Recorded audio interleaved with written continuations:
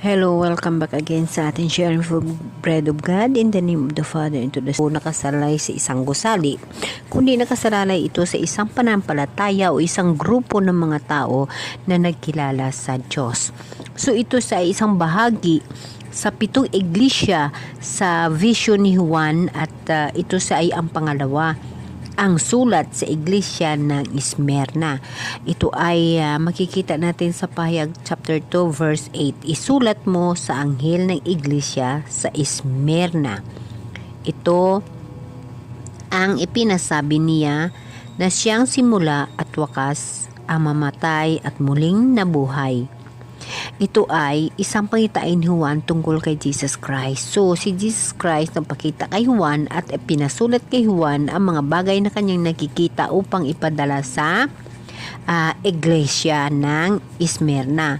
Nakasaad dito ang 7 iglesia. So, ang 7 iglesia, ito ay isang pahiwatig ng grupo o isang panampalataya ng grupo or simbahan, grupo na nanampalataya, mga tao na nanampalataya sa Diyos. So, ibig sabihin, brothers and sisters, dito sa mundo ay may 7 iglesia ang ating mahal na Diyos. Na kumbaga, 7 grupo na nanampalataya at ang kanyang minahal at ang kanyang pinaniwalaan.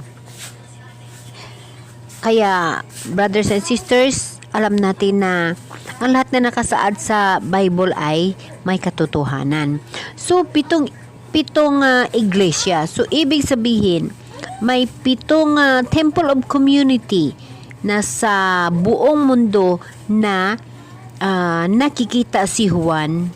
At ito ay, bawat isa ay mayroong anghel na nagtuturo. Dahil ayon sa nakikita ni Juan, ito ang kahulugan ng 7 bituing hawak ko at ng 7 ilawang ginto. Ang 7 bituin ay ang mga anghel ng 7 iglesia at ang 7 ilawang ginto ay ang 7 iglesia.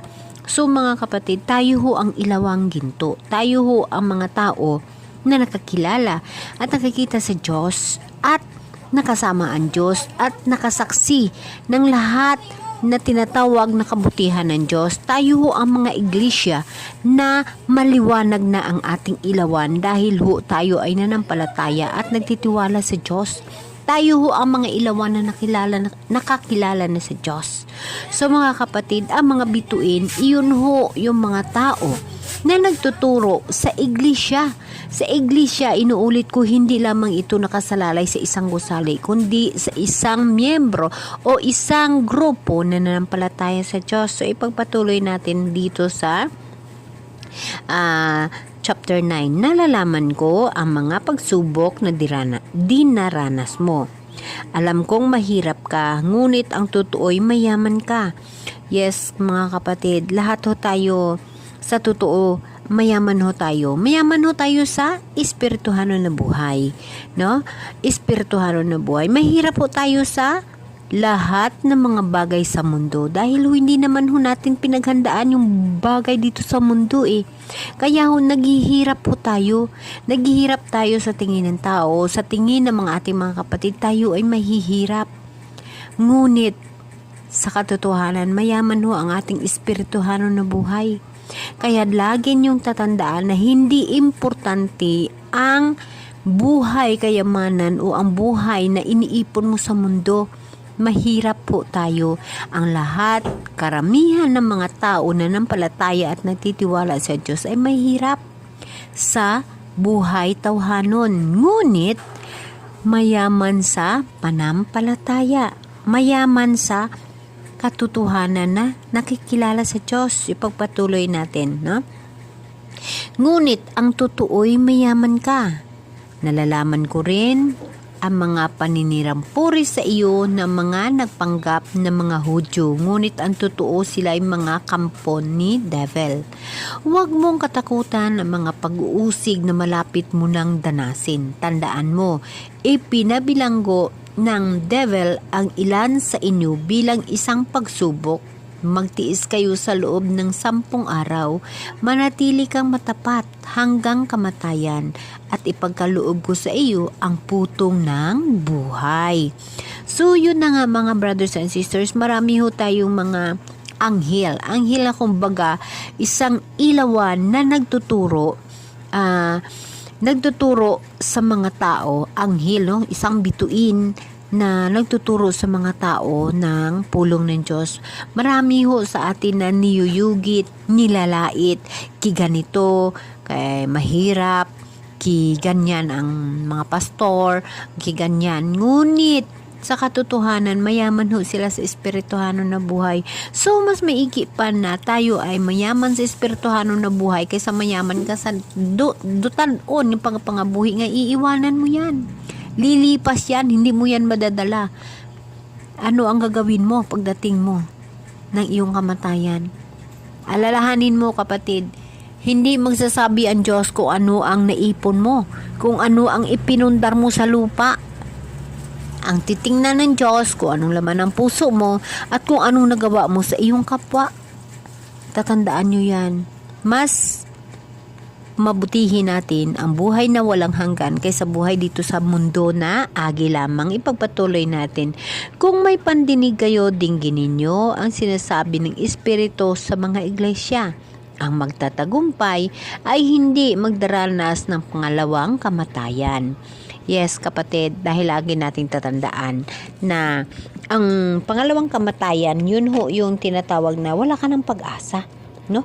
Wala ka ng pag-asa, hindi mo na makasama si Jesus kasi nagpangalawang kamatayan ka. So para hindi mo makamtan ang pangalawang kamatayan, magsimula ka na sa pag-ipon na iyong dadalhin sa langit, sa kung saan sa buhay kamatayan, maranasan mo ang mabuhay muli. Paano ka mabuhay muli? Mabuhay ka muli kung ang mahal na Diyos ang iyong susundin at ang ginagawa mo ay kaaya-aya sa paningin ng Diyos. Dahil yan ang pag-asa upang mabuhay tayo muli at hindi tayo makaramdam ng pangalawang kamatayan na kung saan hindi na tayo mabubuhay muli at hindi natin makasama ang mahal na Diyos. Dahil na hindi tayo nagtatagumpay. So, kailangan natin magtatagumpay dahil nakasaad na ang magtatagumpay ay hindi na magdaranas ng pangalawang kamatayan. At ipagkaloob ko sa iyo ang putong ng buhay.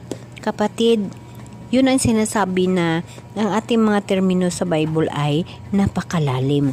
Ngunit lagi nating tatandaan na pag mananatili tayong nagbabasa sa Bible, ating maunawaan kung anong mga ibig sabihin ng bawat katagang nakasulat at hingian natin ng gabay mula sa Espiritu Santo ng Diyos ng pag-uunawa. Kasi kahit anuhin mo kabasa, pag hindi ka gabayan ng mahal na Diyos, ng gabay na tinatawag, hindi mo maunawaan ang mga bagay sa Biblia. Ang mga bagay na nakasulat sa Biblia. Mahirap po unawain. Ngunit pag nandyan ka sa mahal na Diyos at nabubuhay ka sa gabay ng mahal na Diyos, ang Holy Spirit ay gagabay sa iyo upang maunawaan mo ang mga nakasulat dito. So ano ba ang putong ng buhay, no? Napaka lalim na termino sa Bible. Ano ba ang putong ng buhay sa Bible? Bakit mayroong gano'n na putong ng buhay? Di ba ang hirap, mahirap unawain?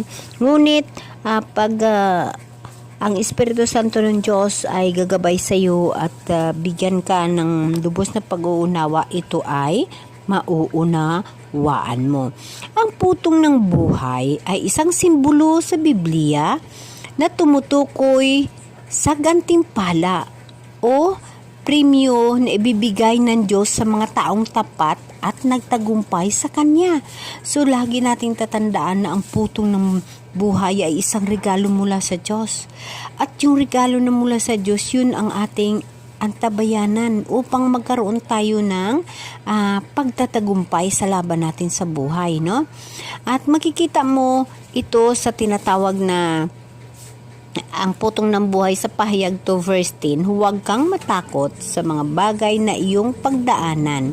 Narito ang devil ay magtatapon sa ilan sa inyo sa bilangguan upang kayo ay masubok at kayo ay magkaroon ng kapighatian sa loob ng 10 araw. maging tapat ka hanggang kamatayan at ibigay ko sa iyo ang putong ng buhay. So mga kapatid, 10 araw, napakaiksi na paghihirap o pag-trials. Lagi mong tatandaan ng ginawa ng Diyos ng langit at lupa at lahat na yon nasa Kanya na. Kaya ang problema mo, maliit lang ho yun. Ang kapalit lamang ng pagtitiwala mo at paghingi mo sa Kanya ng buong buo, first priority mo always sa mahal na Diyos. Lagi mong tandaan na ang future mo sa langit, ang paghahandaan mo, ang future mo sa pagsalubong sa mahal na Diyos.